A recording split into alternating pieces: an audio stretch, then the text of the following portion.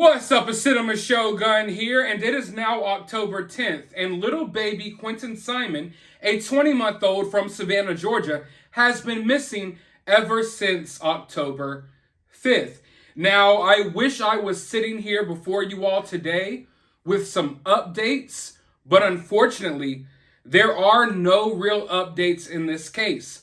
No real clues, leads, evidence. There's nothing, and this missing toddler has been missing for days now. They've searched the area. They have questioned the mother, the stepdad, everyone in the house, and the whole entire community is just left with unanswered questions. But not just that, it seems that every day that goes by, more and more questions arise. Well, I was able to obtain some exclusive footage from the area in which Quinton Simon went missing. And I'm going to show it to you all here today. Keep in mind that my source for this footage will remain anonymous because the true crime community has gotten a little crazy lately, especially after everything that happened in the Kylie Rodney case. So people are afraid to show their faces and insert themselves in certain situations, and that is understandable. Also, another thing that I want to say before we go over this footage is keep in mind that Quinton Simon went missing from Georgia, down south. And it blows my mind all the time in these true crime cases when people send in YouTubers footage from the crime scenes and areas, snooping around, because down south, you can't necessarily do that because a lot of the area surrounding where Quinton Simon lives, it's a lot of private property. There's a lot of no trespassing signs.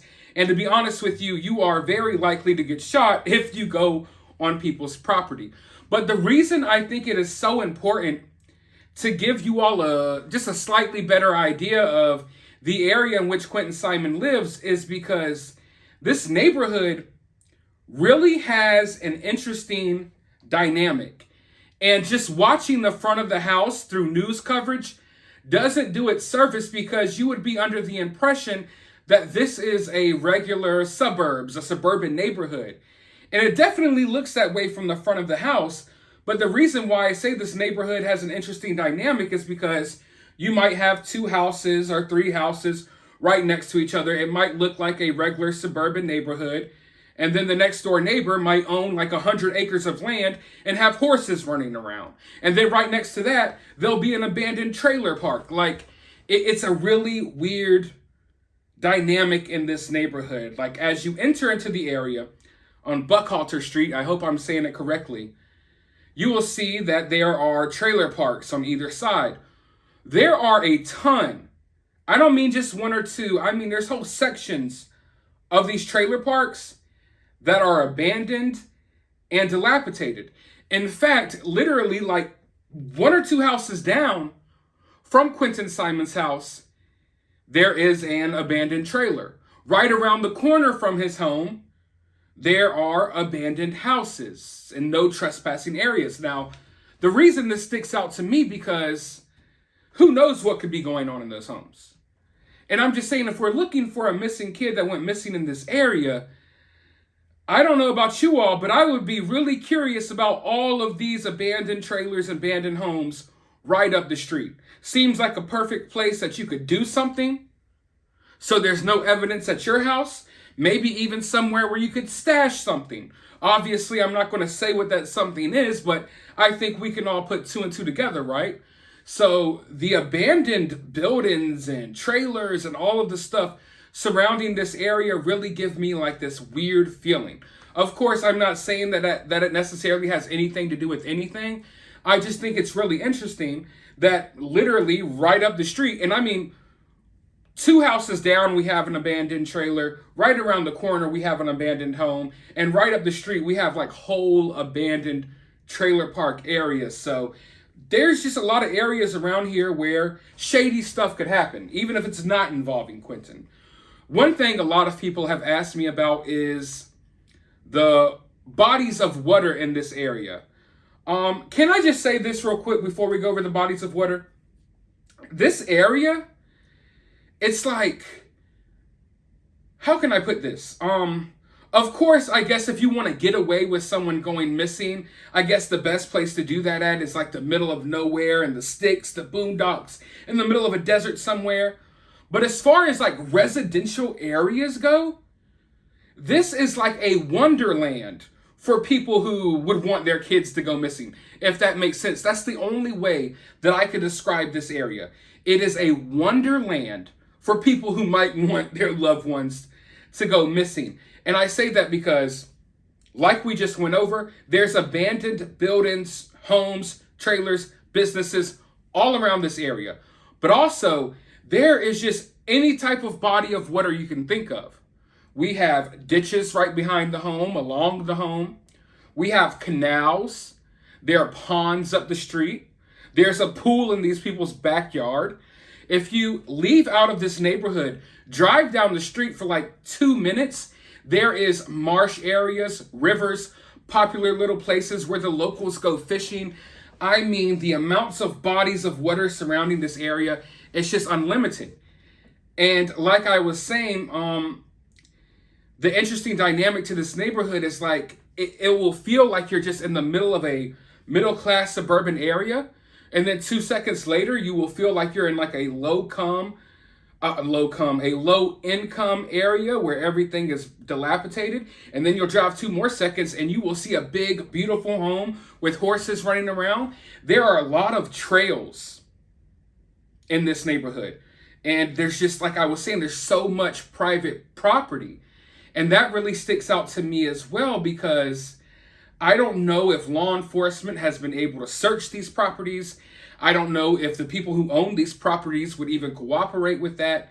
And also, usually when you have people who own a good bit of land and they live in these private areas, often they're older people, not all the time. I know young people sometimes have money or inherit homes and they live in these areas too, but it's often older people who aren't as active on their own land, if you will. So I don't know how much property and land out here that is literally like right around the corner from this home that has not been searched. Now, most of these areas have gates and fences, so I don't think Quinton could wander off and get into a lot of these areas. But of course, an older person could get into one of those areas, and I'm not so sure if they have cameras, how heavily it's guarded or whatnot. But I'm telling you, all around this home, there's just private trails, private pathways here, private pathways there, and scattered throughout this neighborhood, they'll have like a few homes clustered together. And then, like I was saying, you'll just have these people with large